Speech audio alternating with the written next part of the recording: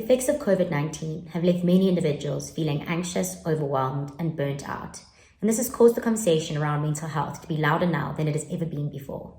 So what exactly is mental health? Mental health affects how we think, how we feel, and how we act. It's not merely just the absence of a disease.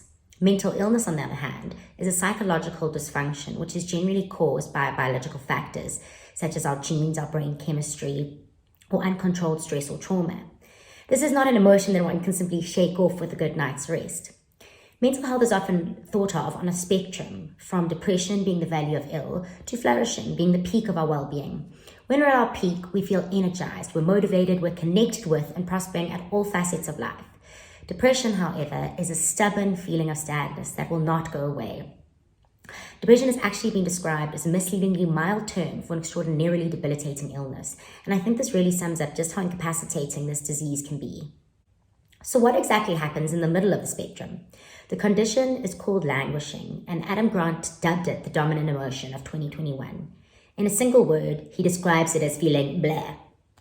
Languishing has been defined as the void between depression and flourishing. It's the absence of well-being. Over a year later, not much has changed since the outbreak of the pandemic, and every day somehow feels like deja vu.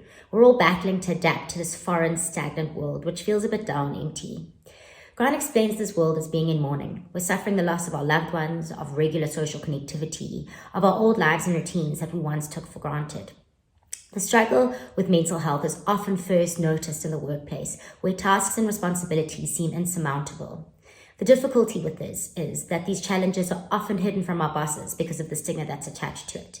But the only way we're actually going to start dealing with these problems and managing them is to start speaking about them, and that's where I step in. So join me next episode as I unpack why employers should actually care about mental health in the workplace.